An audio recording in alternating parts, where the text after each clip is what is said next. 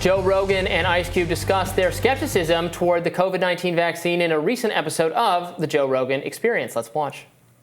Like, especially during COVID, people ganged up on people. People were doing the man's work for the man. It's like, who the f*** are you trusting? Like, why are you trusting these people that have been lying forever? Yeah, man, it was wild during that time. Like, people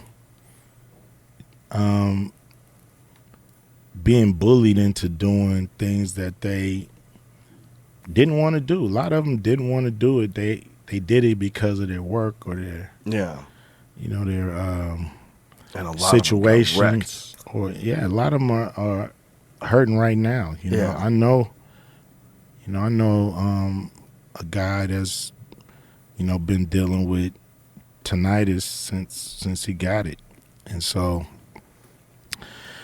I know a lot of people that got I know quite a few people that got up.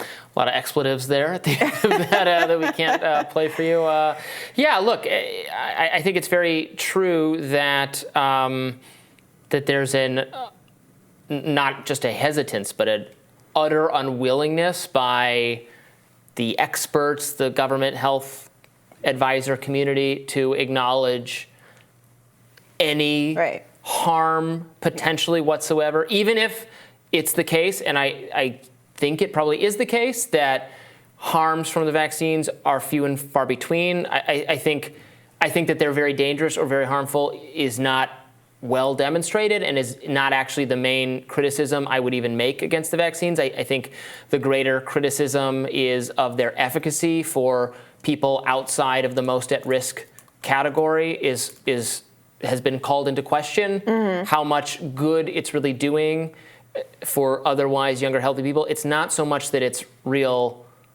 dangerous, but that the improvement is hard to statistically demonstrate in the studies that have been done, because honestly, at this point, the disease itself is not harming very much in the healthy younger population. So it's hard to show that the vaccine's doing a lot of good. Yeah. So look, I opted to. I wanted to understand what RFK Jr. was actually arguing, because so much of the media criticism of him just gives blanket condemnations of him as anti-vax, something that he does not identify as anti-vax. He says he's vaccinated, his children are vaccinated. Right. So I took it upon myself in an episode of my own podcast last week. I went through with Vinay Prasad, who I know people have issues with, that he has been fact-checked by RFK Jr. But frankly, not very many doctors are willing to come to the table and even have the conversation, and I wanted someone with medical expertise. And I went through all of RFK Jr.'s interviews and went through the claims that he's actually made, as opposed to the claims that the media makes up that he has made.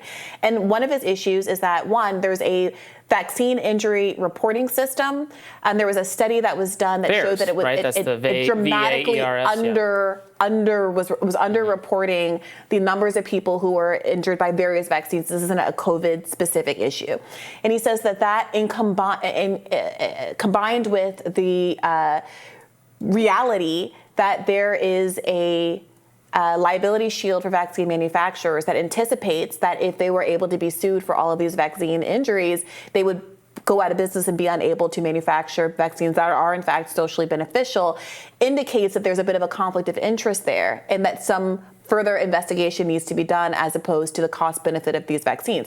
And then that combined with a report, and again, I was looking for Dr. Prasad to push back against this a little bit. He wasn't as familiar with this particular report. I think it's called McKinsey & McKinsey, this report from the 1970s, which makes the argument that much of the improvements that we've seen in terms of diminished deaths from infectious disease is attributable to better health and better sanitation, as opposed to public investments in vaccines. And that most of the drop-off with these 11 big infectious diseases came prior to the immense mid-century investment in vaccination programs, and that there has been more improvement after that, depending on the disease and incrementally, but that we have to weigh the cost benefits rather. If the vaccines are not actually what can be attributed to the drop in deaths from infectious disease, and we're underreporting the negative side effects of the vaccines, and there are these other issues with testing that he points to, where he believes that a lot of the placebos included the adjuvants, I always mispronounce it, but the components of the vaccine that aren't the virus, but these other substances, which people have argued it has not been proven at all, but which people have raised some concerns about whether those are the things that are causing some of the problems, like rising autism rates or what have you, that those things in combination mean that you have to have more investigation. There just needs to be more research. Not that anyone should stop taking vaccines, or anything like that, but that there needs to be more research, and perhaps there needs to be more liability exposure for these companies that are putting us in this situation. And then there also needs to be more transparency. So the government says they're going to release these COVID files that they declined to release about the origin of the vaccine and those, the origin of the pandemic and those kinds of things. And that seems really plausible to a lot of people, right? Right, and that these decisions should be made by individuals in consultation with their doctor.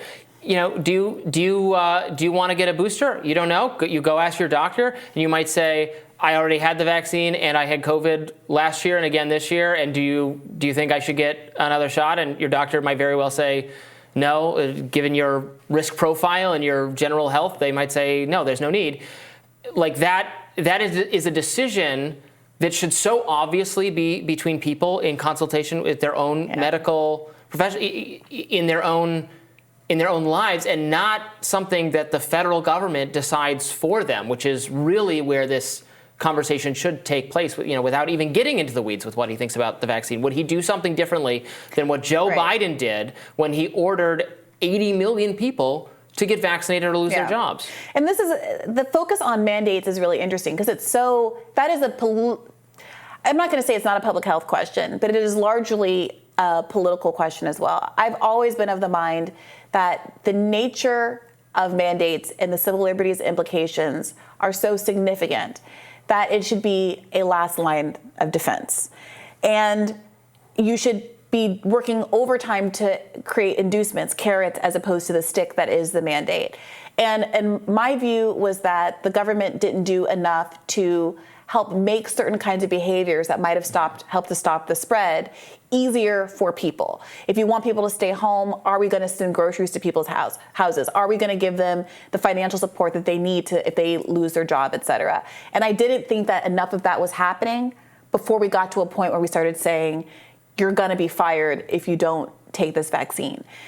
That getting to that place, having mandates at the same time that we now know there was information in the government's possession that vaccines weren't stopping transmissibility. And so the kind of public health argument, at least not in the ways that they initially projected it to do. It was collapsing at the same time they were making this declaration. Exactly. And so knowing that in retrospect, to both realize, to know that the justification for the mandates was not authentic, and to pursue this rather extreme public health measure that you kind of knew, or at some point in the process, you knew wasn't going to have the desired effect, is a big problem. And it's what people like Ice Cube and Joe Rogan are reacting to.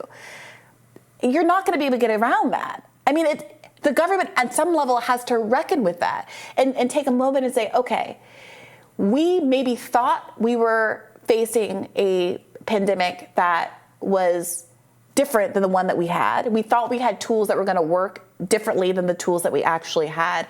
We made some bad calculations that had the risks unfairly heaped upon disproportionately working class and vulnerable people. And we're going to learn from that experience and try to figure out how to have a public health response that genuinely is crafted to stop the spread of an infectious disease that did kill over 1 million Americans. And Biden's mandate didn't have any, even if I don't think it's defensible in any way, but if you're trying to make it more defensible and more palatable to the American people, but there was no exception for people, even though by then we many people in the scientific community were pointing out that if you've had COVID, you probably have about as much protection from infection. You were not allowed to say that. You were told you were crazy if you said that. Right, but it's true, and many people were saying it at the time, and that could have been an exception. It could have been, well, are you a truck driver who never interacts with another human being anyway? But there were no exceptions. It was just declared.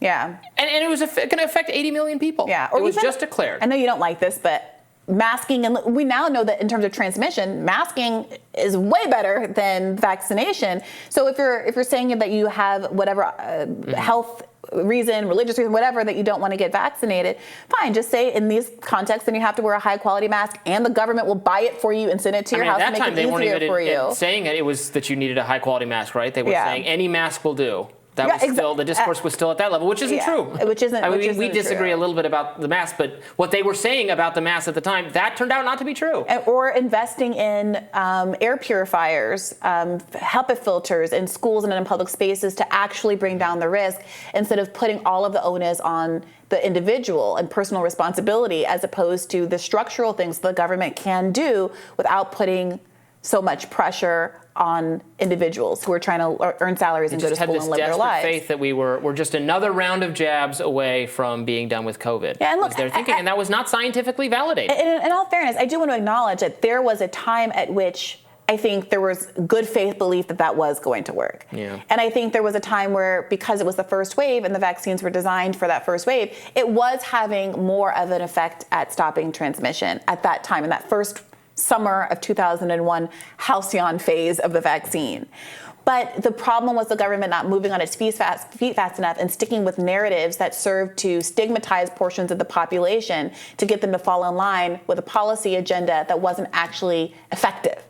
And now they got caught with egg on their face, and there's no amount of social media suppression or anything that's going to prevent people from stating the obvious. And they just have to regroup. I think we need to move past maybe some of the blaming, but there needs to be a regrouping and an acknowledgement of what went wrong, or people are going to continue to feel gaslit and stigmatized. They still walk around with that stigma. And we have to, I also believed what the government was saying. You know what I mean? And I think there needs to be some acknowledgement of where we got it wrong if we want to move forward. I sort of did, but I've learned my lesson. I got COVID that summer, where we were expecting the vaccines to take care of transmission. We were still calling it a breakthrough case. Mm-hmm. I'm like, oh, that's weird, but that's going to happen to a few people. Within the next 4 months, every single person I knew who was vaccinated got COVID, and who wasn't vaccinated, just everyone got it. Yeah. Fun times. More Rising right after this.